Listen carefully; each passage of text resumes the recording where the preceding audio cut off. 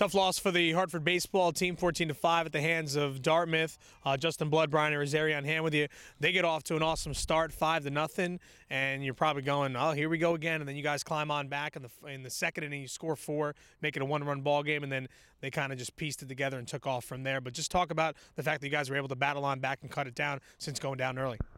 Well, our guys swung the bats pretty well today, too, I thought. We had a couple opportunities we didn't take advantage of, but in that inning where we scored 4, we could have done more damage as well, too. But when you give up 5 in the first and you have a few errors and makes everyone a little antsy, and we had a bullpen day going today, too. You know, your whole team knows exactly what you're working with every day, and when we had relievers starting and, you know, you're hoping to get 4 or 5 out of Barnes, and you know they put some good swings on him, and you're only able to get 2 and change out of him.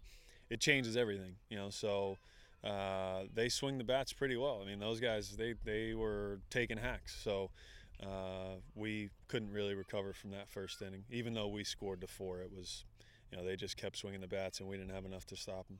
You talked about it was a bullpen game. Ryan Carter was out there, and I had said on the air that he had to wear it. And being a former pitcher, you know how that's like, where you know there's nobody else that's backing you. You just have to deal with it. How does that help you grow as a pitcher, knowing the fact that you just have to battle and get on through? And he had eventually had to get through it and get the 3 outs. It is a good thing for you sometimes, you know, because even though you're always on the island on the mound, you're literally on it. There is no one there to help you. You know, we had a thin staff today, and every guy that went out there knew they were probably going to get extended a little longer than they wanted to be, you know, no matter how well or poor they were performing. So, yeah, for guys like Ryan and, you know, Fisty threw yesterday, Moran threw yesterday. They came back and threw again today. Threw all right, gave us, you know, a couple of decent innings each. But yeah, it'll help toughen you up. I know that for sure, because I certainly had it happen to me when I was younger. If you're on the mound and you know there's no one else warming up behind you, there's really only one thing you can do, and that's to be as tough as you can and work through it and get the outs. Yeah, and taking a look down at that bullpen down the right field line and nobody's there to warm up. It seems like when your offense gets going, it winds up happening in pairs, whether it's, you know, 3-4 batters this game or, you know, yesterday's game with the bottom of the order 8-9. Drexel and Hunter 5 for 7, 3 runs, a walk and an RBI. They're the 3-4 batters. What is it about the guys kind of teaming up, you know, 1-2, and then everybody else starts to get going? Well, it's interesting. You have guys that are going in through a slump, and you know, Drexel and Brian actually haven't been swinging the bats all that well. So what tends to happen is those guys get a little extra attention, you know, in batting practice, or they go down to the cage and they're working on things, and then you get them right, and 2 or 3 other guys start to lose it, you know. So it's a flowing thing. Every day you got to be, you know, you got to feel right when you're in BP and take it to the game. And you know, luckily Drexel and Hunter are feeling right. They're feeling good right now.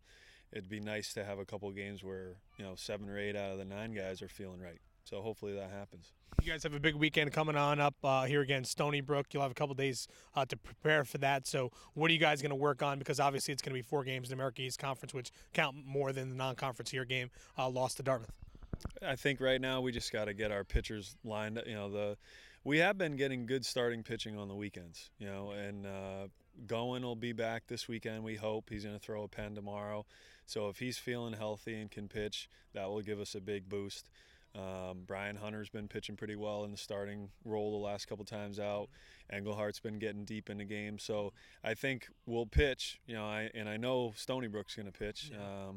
So we're going to have to find ways to scratch runs across and execute some small things that, you know, we've struggled with at times this year. So I'm sure we'll spend plenty of time working on bunts tomorrow and controlling the running game and getting prepared for what Stony Brook does well.